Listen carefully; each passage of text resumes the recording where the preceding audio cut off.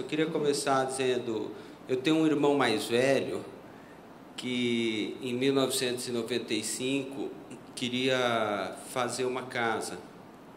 E em 1995 nós tínhamos, você é muito mais nova, 32 anos, então estava formado tipo há 7, 8 anos. Não tinha feito nada de trabalho em São Paulo. E o meu irmão saía nos finais de semana e procurando terreno, aquela coisa impossível de fazer, e num dia ele me liga muito preocupado e fala assim, putz, achei uma casa para comprar. Mas estou muito na dúvida, porque se eu comprar, você não vai fazer o projeto, eu queria que você... Coisa de irmão. E eu falei, que casa que é? Ele falou, é uma casa do Artigas. Eu falei, então compra.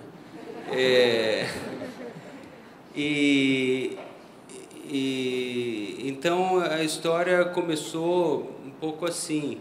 E uma coisa que eu notei, que eu fiz um erro quando fui escrever o título aí da imagem, eu queria ter escrito Olga Baeta, porque eu gostaria de dizer uma coisa, que a Olga Baeta não existe. A Olga Baeta, a gente pode assumir que seja o nome da casa, porque os donos da casa eram um casal de professores da USP, muito amigos do Artigas, colegas de partido, professores na geologia, e ele é um casal de comunistas que, portanto, não se casaram, e por isso ele se chamava Sebastião Baeta e ela Olga Bohomolets. E a casa, como não é assim, esses automatismos assim, às vezes perversos, mas a casa ficou conhecida como Olga Baeta, que é uma figura que não existia no registro civil.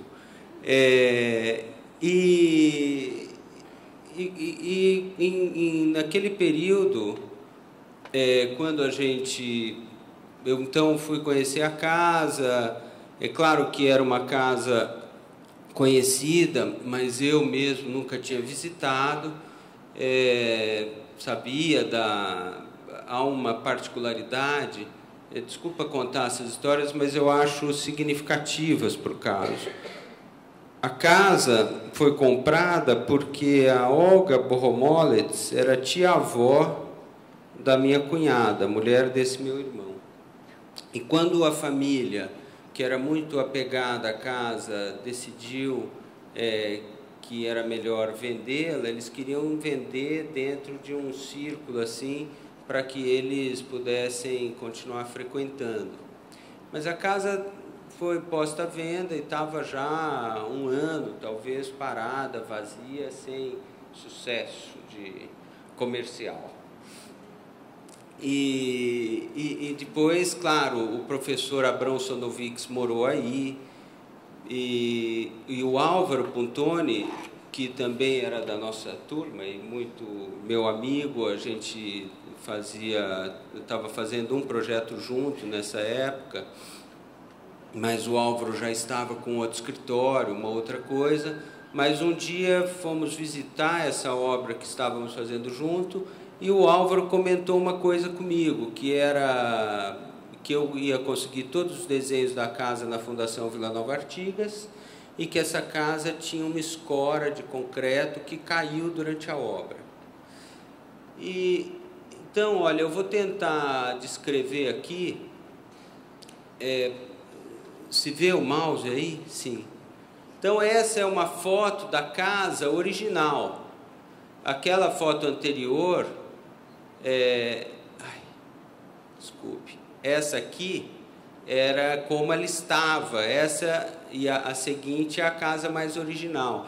Mas eu queria destacar uma coisa aqui. Vou tentar descrever rapidamente a situação. Eu comecei falando desse meu irmão mais velho, Eugênio, para dizer que, putz, eu devia ter chamado a Bia, tinha que ter feito assim, mas foi uma obra feita muito em casa.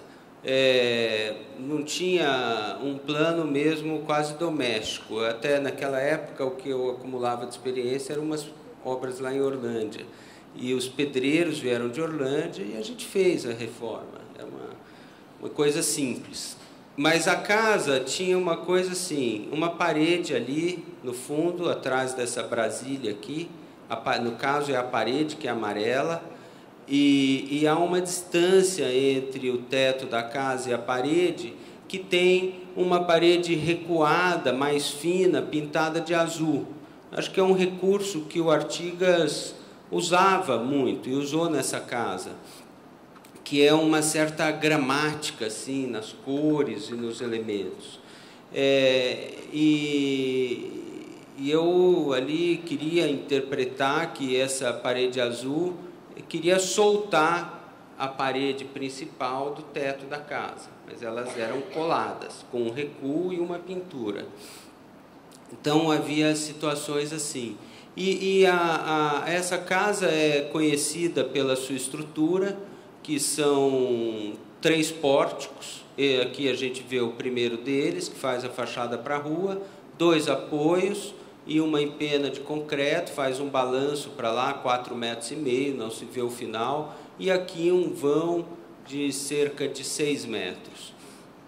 E, claro, a parede de concreto é que faz esse balanço possível. Pela altura da parede, é um balanço até modesto, mas quando a gente considera o porte dessa casa, uma casa de perto de 170 metros, acho que não chega a 170 metros quadrados, há uma coisa que é curiosa, eu acho que é também uma característica dessa arquitetura, que você olha a estrutura, às vezes, e primeiro tem essa impressão de que ela pode ser uma estrutura exagerada, e aí você vê que não, que a casa é um pedaço de uma outra coisa, que é um pedaço de outra estrutura, que não está tanto aqui.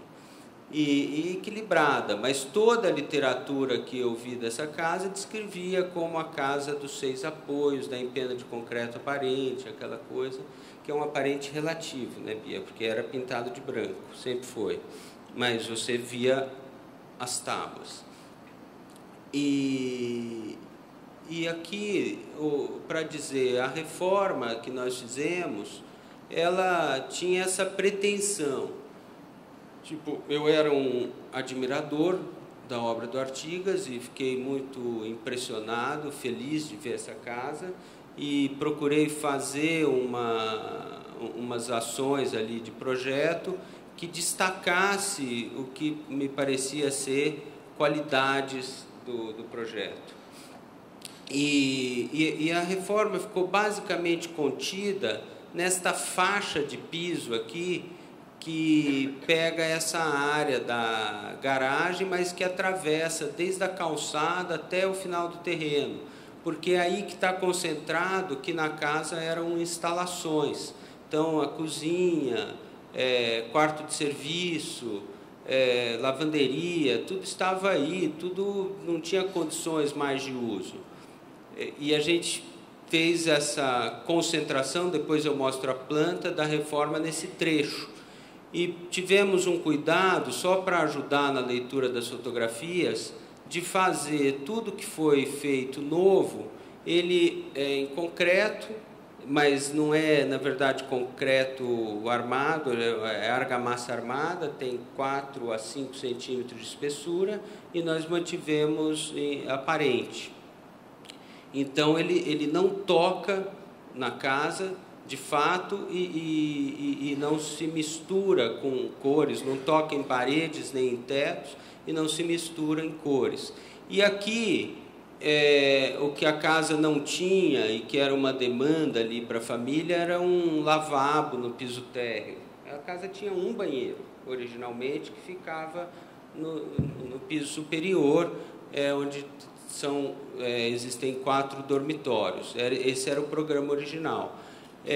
No fim, esse banheiro foi partido em 2 quando o Sebastião ficou doente, então tinha um banheiro dividido em 2 lá, mais ou menos acomodados.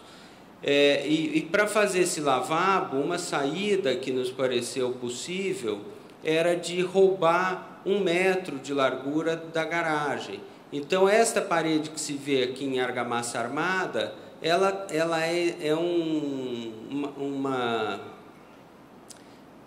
é uma reprodução da parede amarela de alvenaria que estava lá e que ficou lá. E isso que se vê aqui como uma fresta é aquela trecho de parede pintada de azul, como se a gente tivesse realizado o que indicava aquela construção de soltar a parede do teto. Então, que é isso aqui que está feito. Nessa foto se vê uma luz lá no fundo. E aqui a gente vê uma coisa que é a sucessão dos 3 pilares centrais desse pórtico. Não se vê o outro, o primeiro está coberto, o segundo não se vê, mas aqui é 1, 2 bem no centro, e o terceiro, porque a fachada posterior da casa é idêntica a essa da frente.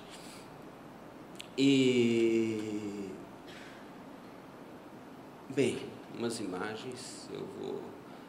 A elevação lateral, que é a elevação norte, que é muito típica também, como obra do Artigas. Eu acho, depois essa obra foi desenhada por ele 10 anos antes da FAO, mais ou menos, mas muitas coisas a gente vê na FAO estavam já aí ensaiadas nessa casa.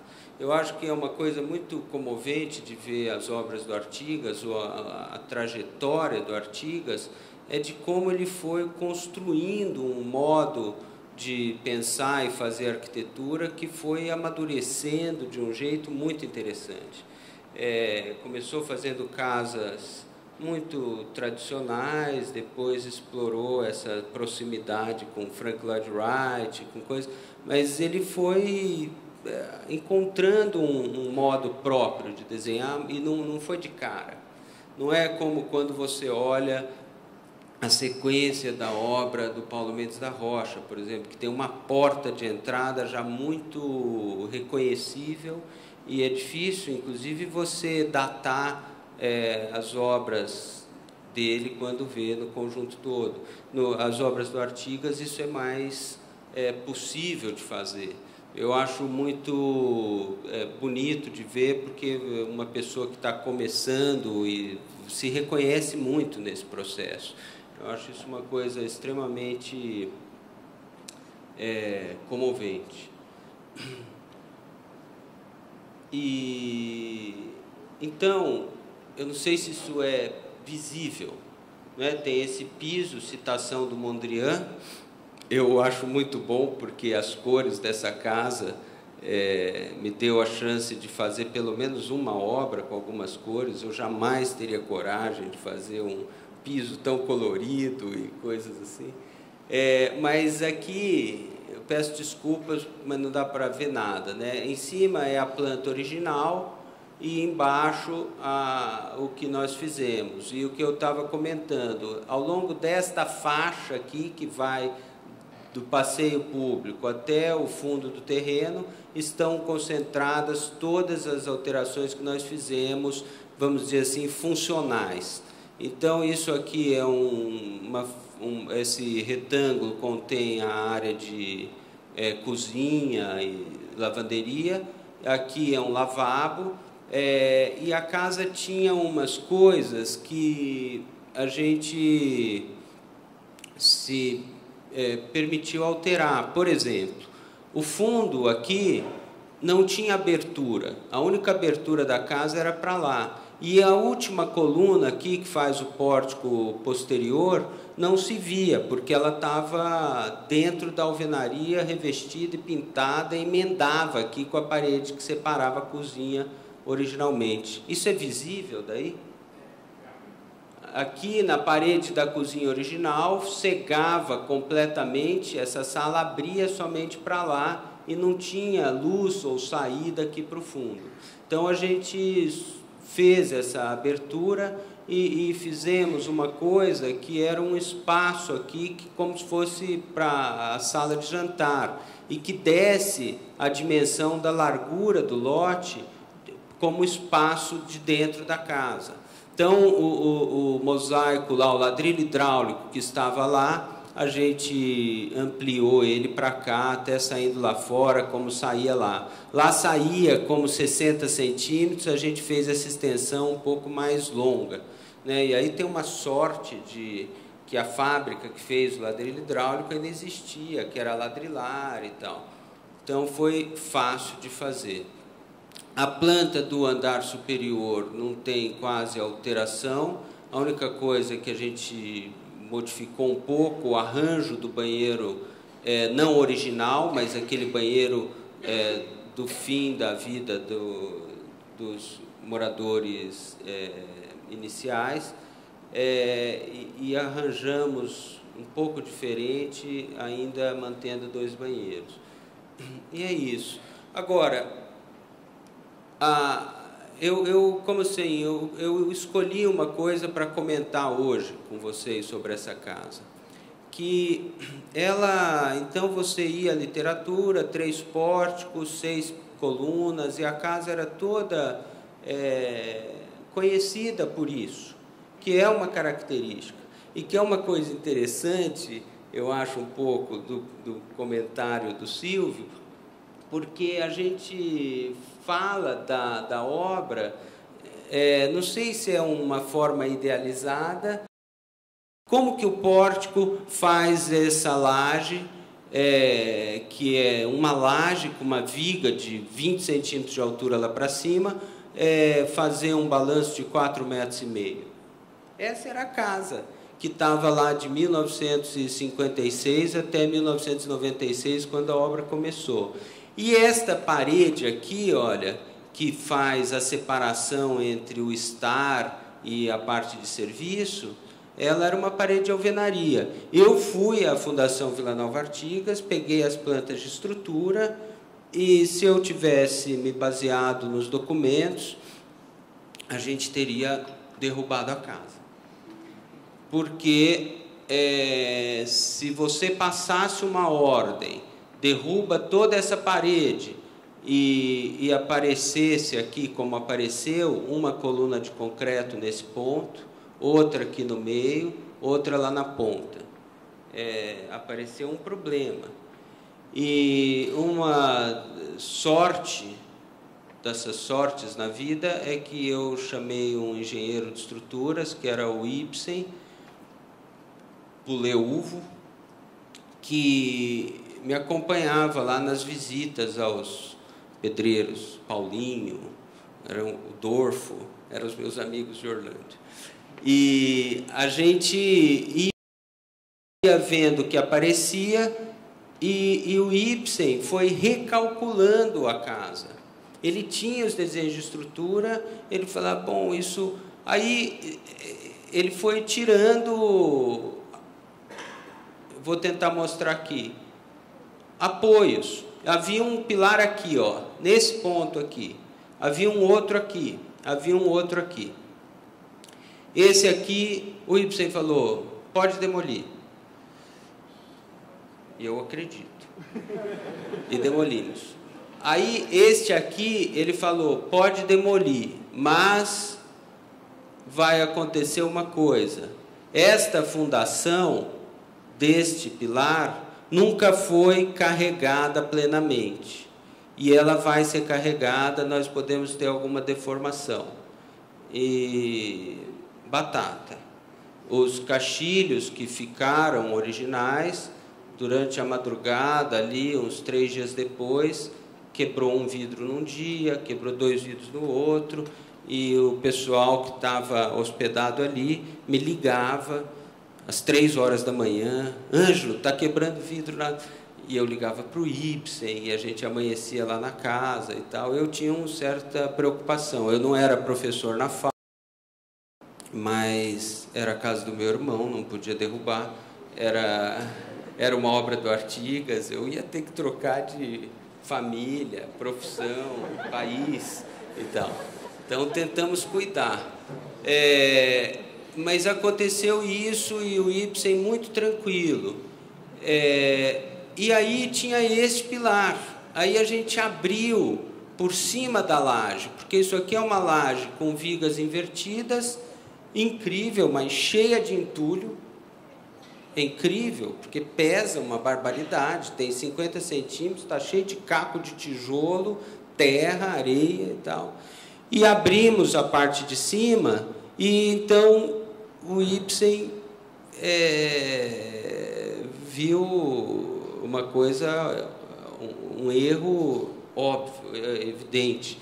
O mestre de obras da construção original botou um pilar aqui, e a viga que ia deste pilar até aquele, no nível do piso dos quartos, não foi construído. Ela foi construída só nesta seção. E aí ele falou, a escora original caiu por causa disso, porque a escora pega 17 toneladas, tem um ângulo de inclinação de 30 graus ou menos, tem uma componente horizontal muito maior do que a vertical, e empurra essa coluna aqui em direção à outra, com uma força, se eu não me engano, de 12 toneladas. O pilar que não tinha viga fletia, a escora cedeu, apoiaram lá na correria, e como a casa ficou? Foi feito um pilar. Esse é o desenho da escora original, desculpa, eu já vou mostrar o que foi feito. A escora original era feita em concreto, mas com esta seção, e uma seção variável que aumenta a altura desse losango aqui, no meio do vão, onde tem maior momento, né? Então, e chega no apoio muito delgada, cresce aqui, diminui aqui com essa forma contra a flambagem. Aqui, para que essa escora fosse feita, tinha um capitel construído por sobre a laje, invertido. E aqui, é o que eu comentei, ela descarregava nesse pilar com uma componente menor para vertical e uma componente maior na horizontal. E esta viga foi feita até por aqui, e uma coluna provisória, uma coluna absurda, nessa posição, e a casa estava assim. Daí depois, nós soubemos que a mão de obra que fez a casa, até a primeira laje, errou bastante. E quando seguiu a obra, eles encontraram outro mestre de obras e trocaram. Então, a obra foi construída com um certo padrão até a primeira laje e um apuro técnico maior depois. Mas é por isso. E para, eu acho que, responder aos amigos ali, sem criar um transtorno, um encarecimento muito grande com os recursos que tinha na época, o Artigas pegou, botou uma coluna de aço aqui fora e um abraço, foi isso. Eu gosto disso, tipo assim, dessa falta, não ver problema nas coisas e ter uma objetividade, um pragmatismo, sem fazer do negócio da arquitetura um problema para as pessoas, no caso ali os amigos dele. Então, quando você olha esta fotografia, isso aqui, que é um pouco, mas eu acho que passou em muitas leituras, talvez tenha sido confundido com uma coluna de águas pluviais, mas é óbvio que isso era uma coluna, porque não poderia, a estrutura é um absurdo sem esse apoio, ou sem a escora. Então, tem essa coluna. E para fazer essa coluna aqui, que está feita para o lado de fora, pelo lado de fora, vocês notam aqui, olha, que o caixilho desvia, porque a coluna tinha que ficar naquela posição e o caixilho pegava justamente a linha. E a linha do caixilho é uma linha importante porque é o vértice da inclinação da laje, onde ela fica horizontal fazendo beiral. Então, essa é uma foto que mostra a coluna ali, mostra o desvio do caixilho aqui e mostra uma coisa incrível, que é o que era o Butantã em 1958, talvez, aí a casa recém-terminada. Lá outra vez, e nós fizemos um desenho muito similar, só que seria muito mais fácil fazer essa coluna em aço e não em concreto, por causa do problema do engastamento e tal, e por uma outra questão, que é o carregamento da escora. Então, ela é como um macaco. Ela foi... a gente tem duas cabeças de aço, aqui e aqui, que estão chumbadas com parabolt nesta viga e com parabolt naquela laje, onde tem o capitel, é mais do que essa viga. Aqui a variação da seção dela, e aí ela gira com rosca aqui e ali. Isso é um pino, então a parafusa aquilo, a parafusa isso, põe a coluna aqui na vertical, bota o pino lá, gira ela, coloca aqui, e aí podia carregar. Eu quero falar do ponto de apoio, uma coisa que é importante. Então, nós fizemos isso. E não que era uma premissa inicial do projeto fazer a escora do projeto original. Acontece que nós, para fazer a obra, tiramos 2 pilares que não serviam para nada. Um terceiro que tiramos com uma facilidade muito grande, por sorte também, além do Ibsen. Porque, na época, a laje, a ferragem da estrutura se fazia com aço CA25, que é um aço muito simples de ser soldado em obra, sem perder as suas características de resistência. Então, nós abrimos um trecho do taco, liberamos a área que era viga, quebramos a ponta daquele toco de viga, desdobramos as ponteiras de aço, soldamos e completamos a viga até o outro pilar, onde colamos lá o arranque com compound. Então, feito isso, o pilar podia ser tirado e tiramos. Aí ficou aquele pilar lá fora, e aí você fica naquela coisa que é uma oportunidade difícil de resistir. E a gente foi ver quanto custava fazer essa escora. E essa escora custava baratíssimo. Tem mais 5 minutos? A escora custava muito... era muito razoável. Eu me lembro, era R$ 2.500, mas agora eu não sei o que significa, mas era uma coisa que você pede para o seu irmão comprar que vale a pena, porque não era de jeito nenhum uma coisa que preocupasse. E uma curiosidade é que o senhor que fabricou essa escora, que é dono lá de uma serralheria, aqui em São Paulo, ele vive numa casa desenhada pelo Paulo Mendes da Rocha, que é aquela casa na Avenida 9 de Julho. Sabe, que casa é essa, sabe? Toda pintada ali.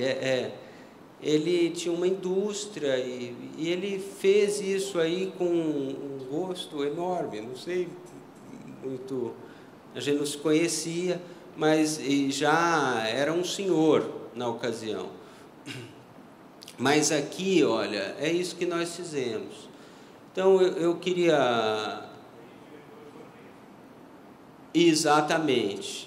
Obrigado. A gente, então, é a mesma esquadria, tem 2 diferenças importantes. A gente soltou a esquadria e alinhou, ficou um pano único, como seguramente era o projeto original. Mas aí, só de...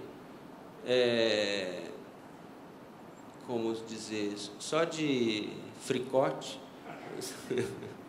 nós deixamos a marca da posição original, então aparece o desvio do que estava ali antes, mas a esquadria está alinhada. E outra diferença que a gente fez aqui, e que foi também um objeto de muita conversa, muito debate ali, familiar e entre os familiares da Olga, porque tem uma irmã, na época, que conhecia a obra e opinava bastante, tudo.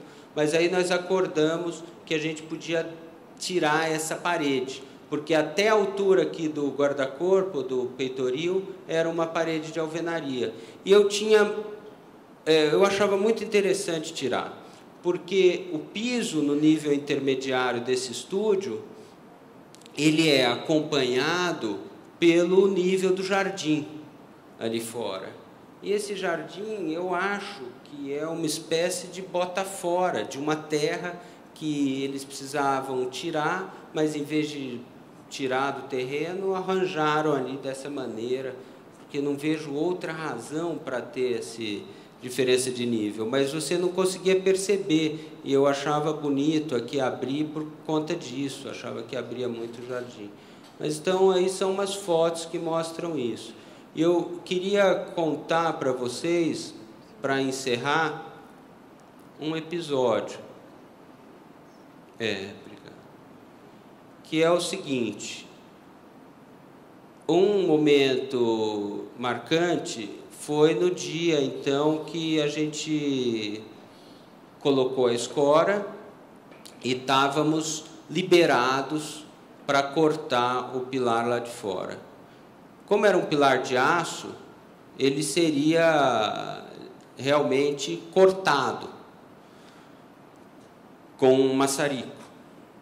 E antes de cortar o pilar, a gente escorou o pilar externo.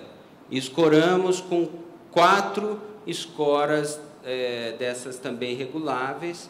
Então, botou as escoras ao lado do pilar, arrochou cada uma das escoras para que tivessem carregadas, e estávamos todos lá, inclusive o Ibsen, o calculista.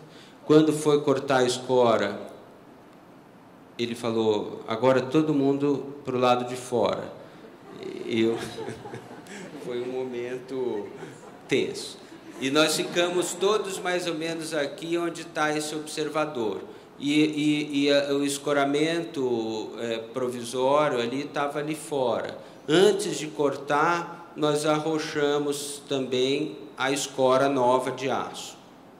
Eu sei que está escora demais, mas tinha mesmo 4 aqui e aquela inclinada que é a da casa.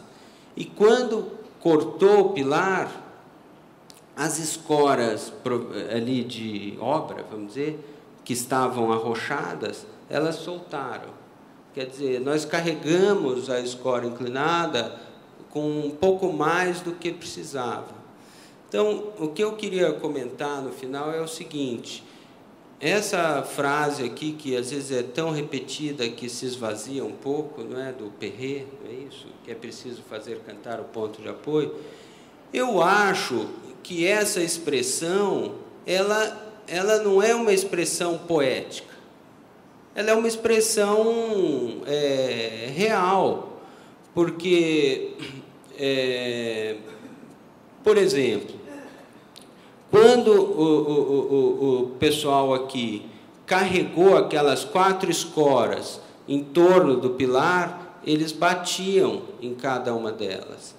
E eles sabiam, assim, que elas estavam carregadas iguais. Se você... Uma estrutura que não está carregada, ela não soa, ela é frouxa. Então, a beleza dessa expressão de cantar o ponto de apoio é porque uma estrutura só é viva quando o apoio... Antes disso, não está nada funcionando.